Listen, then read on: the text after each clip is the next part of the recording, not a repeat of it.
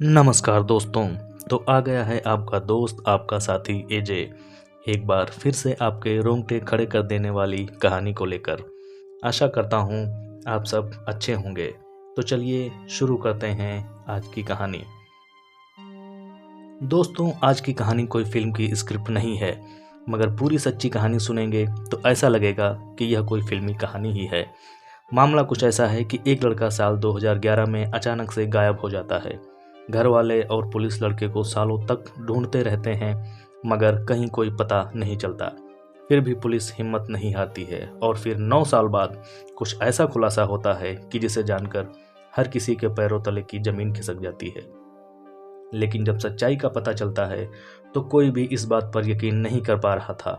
तो क्या है इस परफेक्ट मर्डर कहे जाने वाले केस की पूरी कहानी, आइए जानते हैं। हम इस सच्ची घटना की पूरी कहानी आपको बताएं इससे पहले अगर आपने हमारा YouTube चैनल सब्सक्राइब नहीं किया है तो कृपया इसे सब्सक्राइब कर लीजिए। तो चलिए अब कहानी शुरू करते हैं। इस कहानी के अहम किरदारों में एक किरदार है कमल सिंगला, जो राजस्थान के अलवर के तबुकरा का रहने वाला था। वह पेशे से एक बिजनेसमैन था जो बिल्डिंग मटेरियल जैसे गिट्टी, बालू, सीमेंट, मोरंग आदि सप्लाई करता था। यह बात सन 2010 की है। काम के सिलसिले में ही पास के एक गांव में कमल जाता है, क्योंकि यहाँ पर एक बड़ा प्रोजेक्ट चल रहा था, इसलिए आए दिन यहाँ आया जाया करता था। आते जाते गांव की एक लड़की पर इसकी नज़र पड़ती है। वो लड़की पहली ही नज़र में कमल को पसंद आ जाती है। इस लड़की का नाम शकुंतला था। लड़की के पसंद आ जाने पर कमल इस लड़की के बारे में कुछ जानकारी इकट्ठी करता है और फिर जानबूझकर लड़की के भाई राजू से दोस्ती करता है। फिर दोस्ती के बहाने कमल का आना जाना राजू के घर होने लगता है और देखते ही देखते दोनों एक दूसरे को प्यार करने लगते हैं। प्यार छुपाए भी कहाँ छुपता है। कमल सिंगला और शकुंतला अक्सर दुनिया से बचकर एक दूसरे से मिला करते थे और वह पूरी कोशिश करते थे कि इनके प्रेम प्रसंग की खबर किसी को भी ना लग पाए, मगर ऐसा लंबे समय तक नहीं हो पाता है। इन दोनों के प्यार की खबर शकुंतला के घर वालों को लग जाती है। इस प्रेम प्रसंग की जानकारी होते ही शकुंतला के घर वाले गुस्सा हो जाते हैं और शकुंतला पर कई तरह की पाबंदियां लगा दी जाती हैं। इस पाबंदी की सबसे बड़ी वजह कमल और शकुंतला का अलग अलग जाति का होना था। अलग अलग जाति के होने की वजह से शकुंतला के घर वाले इस रिश्ते के लिए राजी नहीं होते हैं और शकुंतला की शादी अपने पसंद के लड़के से करने के लिए लग जाते हैं। कुछ दिनों के ही खोजबीन करने के बाद दिल्ली के कापाखेड़ा के रहने वाले रवि कुमार नाम के लड़के को शकुंतला से शादी के लिए पसंद कर लेते हैं। यह जानकर शकुंतला घबरा जाती है और किसी तरीके से कमल सिंगला से संपर्क करके उसको पूरी बात बताती है, मगर काफ़ी कोशिशों के बाद दोनों नहीं मिल पाते और शकुंतला की शादी उसके घर वालों की मर्जी से रवि से कर दी जाती है। घर वाले सोच रहे थे कि शादी के बाद शायद शकुंतला कमल को भुला देगी। शादी के बाद शकुंतला नई जिंदगी की शुरुआत नए तरीके से करेगी, मगर ऐसा नहीं होता। शादी के अगले ही दिन कुछ बहाना करके शकुंतला अपने माता पिता के घर वापस आ जाती है और लगभग 2 हफ्ते तक अपने माता पिता के घर ही रहती है। हालांकि घर वालों के समझाने बुझाने के बाद एक बार फिर शकुंतला अपने घर वापस आ जाती है और ज़िंदगी की शुरुआत नए तरीके से करती है।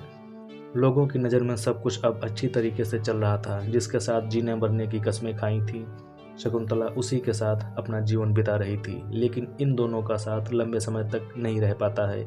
22 मार्च 2011 को शकुंतला का पति रवि रहस्यमयी तरीके से गायब हो जाता है। शादी के बाद लगभग 2 हफ्ते अपने माता पिता के पास रहने के बाद शकुंतला अपने पति के पास वापस आ जाती है और वहीं रहने लगती है। कुछ हफ्ते रहने के बाद 22 मार्च को शकुंतला अपने पति के पास वहीं दिल्ली में रहने वाली अपनी बहन के यहाँ जाने का प्लान बनाती है। 22 मार्च 2011 को दोनों पति पत्नी एक साथ निकलते हैं, लेकिन वापस सिर्फ शकुंतला आती है। घर पर आते ही वह अपने पति रवि के बारे में सबसे पूछती है और फिर धीरे धीरे हंगामा बढ़ता चला जाता है और लोग रवि कुमार को खोजने में लग जाते हैं। लाख कोशिशों के बाद रवि का कहीं अता पता नहीं चलता है। थक हार कर 23 मार्च यानी रवि के गायब होने के अगले दिन रवि के पिता थाने में जाकर अपने बेटे के गायब होने की शिकायत दर्ज कराते हैं। पुलिस भी अब रवि कुमार की तलाश में लग जाती है, लेकिन कहीं भी रवि कुमार का अता पता नहीं चलता है। पूछताछ की शुरुआत शकुंतला से ही होती है, क्योंकि शकुंतला ही आखिरी समय में रवि के साथ थी।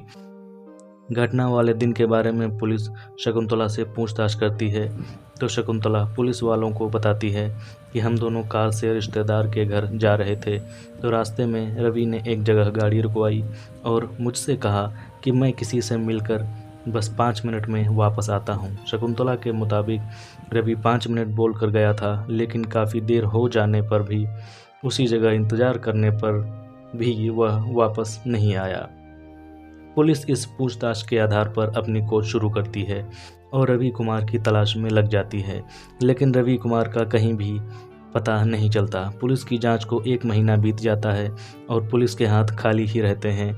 तब रवि कुमार के पिता एक बार फिर थाने में अपने बेटे के अपहरण का मामला वहीं पास के थाने में दर्ज कराते हैं। अब पुलिस रवि के अपहरण के एंगल से भी जांच करती है। पुलिस के हाथ अब भी खाली ही रहते हैं। रवि के माता पिता पुलिस की जांच की शैली के प्रति नाराज़गी दिखाते हुए विरोध प्रदर्शन करते हैं, जिसका फ़ायदा यह होता है कि यह केस दिल्ली क्राइम ब्रांच को दे दिया जाता है।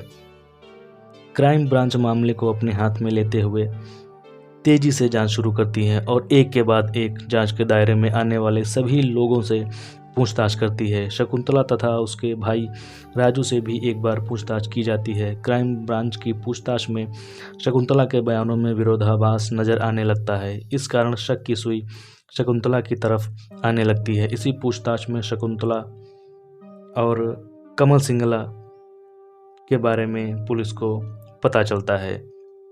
पूछताछ में बहुत कुछ साफ न होने की वजह से पुलिस द्वारा कमल सिंगला और शकुंतला का पॉलीग्राफ टेस्ट कराने का फैसला लिया जाता है। लंबी कानूनी प्रक्रिया पूरी होने के बाद फाइनली इन दोनों की पॉलीग्राफ टेस्ट कराया जाता है, लेकिन इस टेस्ट से पुलिस के हाथों मतलब की कोई जानकारी हाथ नहीं आती है और ना ही कुछ संदिग्ध नज़र आता है। जांच में पुलिस को इतना तो पता चल जाता है शकुंतला और कमल सिंगला कुछ छुपा रहे हैं और हो ना हो मिसिंग में इन्हीं दोनों का हाथ हो सकता है। लेकिन समस्या यह थी कि ना तो पुलिस के हाथों इन दोनों के खिलाफ कोई सबूत था और ना ही कोई गवाह। पुलिस अब अंधेरे में तीर चला रही थी, इसलिए रवि और शकुंतला दोनों पर शक होने के बावजूद पुलिस इन पर कोई भी कार्रवाई नहीं कर पा रही थी और यह दोनों अपनी ज़िंदगी मज़े से जीते रहते हैं। समय बीतता जाता है और रवि कुमार का कहीं पता नहीं चलता है।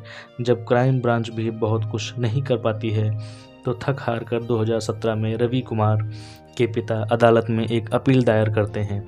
इस कारण पुलिस पर दबाव पड़ता है और पुलिस शक के दायरे में आए कमल और शकुंतला का ब्रेन मैपिंग टेस्ट करवाने का फैसला लेती है। पहले तो दोनों ही ब्रेन मैपिंग टेस्ट से इनकार करते हैं, लेकिन पूरी कानूनी प्रक्रिया होने के बाद सन 2017 में शकुंतला के भाई राजू तथा कमल सिंगला का ब्रेन मैपिंग टेस्ट किया जाता है। ब्रेन मैपिंग टेस्ट में जो खुलासा हुआ वह बेहद चौंकाने वाला था। राजू तो इस ब्रेन मैपिंग टेस्ट में बेगुनाह साबित होता है, लेकिन कमल कई ऐसी बातें करता है जिससे शक की सुई उसी पर आकर अटक जाती है। दरअसल इस टेस्ट में कमल सिंघला खुलासा करता है कि जब शकुंतला के घर वाले शकुंतला की शादी कमल से करने के लिए इनकार कर देते हैं, तो कमल शकुंतला को आइडिया देता है कि तुम ये शादी कर लो, मगर अपने पति के साथ कभी भी शारीरिक संबंध मत बनाना, फिर मौका मिलते ही मैं तुमसे शादी कर लूँगा। इस दौरान कमल दावा करता है कि उसी ने ही रवि कुमार को ठिकाने लगाया है। पुलिस को ब्रेन मैपिंग टेस्ट में एक बहुत बड़ी कामयाबी मिल चुकी थी। अब इंतज़ार था तो बस बड़े सबूत का। ब्रेन मैपिंग टेस्ट में हुए खुलासे के आधार पर पुलिस कमल और शकुंतला को गिरफ्तार नहीं कर सकती थी, इसलिए इन दोनों को जांच के बाद छोड़ दिया जाता है, मगर पुलिस द्वारा शहर में ही रहने की हिदायत दी जाती है। मगर अगले ही दिन कमल और शकुंतला शहर छोड़कर कहीं गायब हो जाते हैं। पुलिस को पूरा शक हो जाता है कि ब्रेन मैपिंग टेस्ट में जो भी खुलासा हुआ है उसमें ज़रूर कुछ न कुछ सच्चाई है, तभी यह लोग भाग गए हैं। अब पुलिस शकुंतला और कमल को खोजने के लिए अपनी पूरी मेहनत लगा देती है, फिर भी कई दिनों की कोशिश के बाद इन दोनों का पता नहीं चलता। यहाँ तक कि महीनों बीत जाते हैं लेकिन शकुंतला और कमल का कहीं कोई पता नहीं चलता है। पुलिस शकुंतला की खबर देने वालों को 50,000 का इनाम देने का ऐलान भी करती है, मगर इसके बावजूद 1 साल से अधिक हो जाने के बाद शकुंतला का कहीं पता नहीं चलता। समय बीतते हुए 2019 आ जाता है। इसी बीच 27 दिसंबर 2019 को पुलिस को एक मुखबिर से खबर मिलती है कि शकुंतला शालीमार कॉलोनी अलवर राजस्थान में रुकी हुई है। क्योंकि शकुंतला पिछले 2 सालों से पुलिस को चकमा देने में कामयाब हो रही थी, इसलिए पुलिस वाले इस बार बिना कोई गलती किए हुए उसे पकड़ना चाहते थे। इसलिए रात में ऑपरेशन चलाने का निर्णय लिया जाता है और फाइनली रात के अंधेरे में डोर टू डोर चेकिंग अभियान चलाते हुए शकुंतला को पुलिस गिरफ्तार कर लेती है।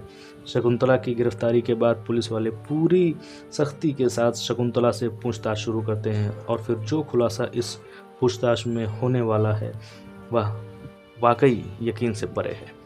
पूछताछ में शकुंतला बताती है कि जब घर वालों को इन दोनों के प्रेम प्रसंग के बारे में पता चल जाता है तो डिफरेंस कास्ट होने की वजह से घर वाले इन दोनों की शादी करवाने से इनकार कर देते हैं और शकुंतला की शादी कहीं और फिक्स कर देते हैं। शकुंतला इसकी जानकारी कमल को देती है। तब दोनों एक साथ भाग जाने की प्लानिंग करते हैं, लेकिन कमल इस प्लान को बदल देता है। कमल कहता है, अगर हम भाग भी गए तो पकड़ लिए जाएंगे, घर वाले कहीं ना कहीं से हमें पकड़ लाएंगे। इसके बाद कमल शकुंतला के साथ मिलकर एक प्लान बनाता है। वह शकुंतला से कहता है कि तुम शादी कर लो, लेकिन रवि के साथ किसी बहाने से शारीरिक संबंध मत बनाना और फिर मौका मिलते ही मैं तुमसे शादी कर लूँगा। प्लान के मुताबिक शकुंतला सब कुछ करती है। शकुंतला रवि से शादी तो कर लेती है, मगर तबीयत खराब का बहाना करके अगले ही दिन अपने माता पिता के घर चली जाती है। कुछ दिनों बाद समझाने बुझाने पर वह वापस रवि कुमार के पास आ जाती है। यहाँ आकर रवि से कहती है कि मैंने सफल शादी के लिए कुछ मन्नत मांगी है और मैंने प्रण किया है कि मन्नत पूरी होने तक हम दोनों संबंध नहीं बनाएंगे। रवि ऐसा करने के लिए तैयार हो जाता है। अब शकुंतला कमल के साथ मिलकर रवि से छुटकारा पाने के लिए प्लान बनाने लगती है।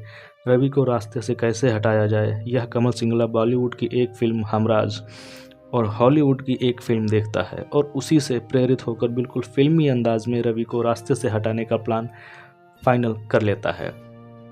इस प्लान को अंजाम देने के लिए वह अपने ड्राइवर गणेश को भी 70,000 देकर अपने साथ शामिल कर लेता है।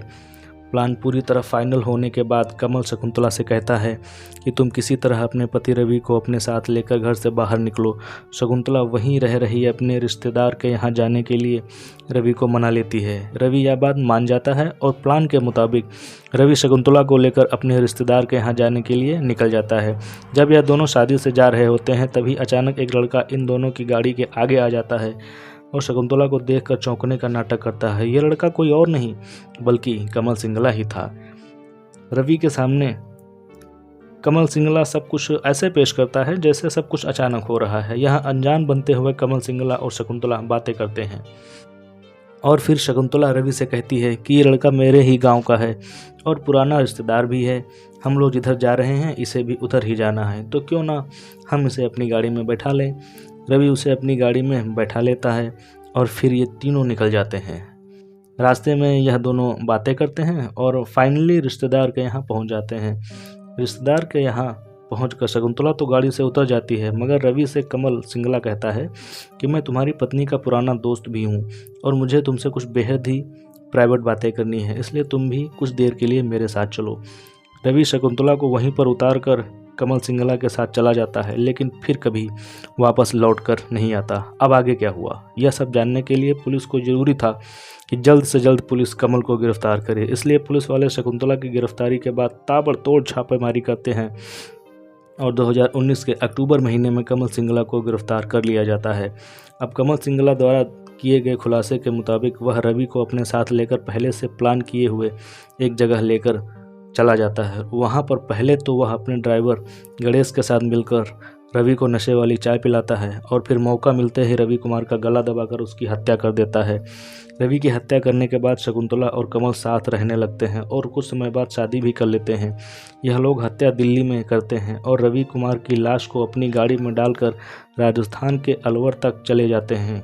कमल सिंगला द्वारा हत्या के बाद कबूल करने के बाद पुलिस इस हत्याकांड में शामिल एक और अभियुक्त ड्राइवर गणेश की तलाश में लग जाती है। कई दिनों की मेहनत के बाद बिहार के समस्तीपुर जिले से गणेश को गिरफ्तार कर लिया जाता है।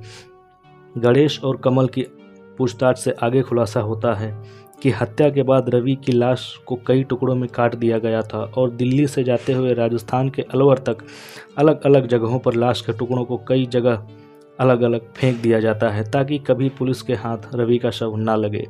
इन दोनों ने मिलकर के एक बड़े से टुकड़े को अलवर में कमल सिंगला की दुकान के पास एक खाली प्लॉट में दफन किया था। गणेश और कमल की निशानदेही पर फाइनली 9 साल पहले बनाए गए कब्र के पास पहुंचती है और बुलडोजर की खुदाई से रवि की लाश के टुकड़े मिल जाते हैं जो 5 फीट गहरे गड्ढे में दफन थे। 9 साल पुरानी कब्र से पुलिस को 25 हड्डियां मिलती हैं।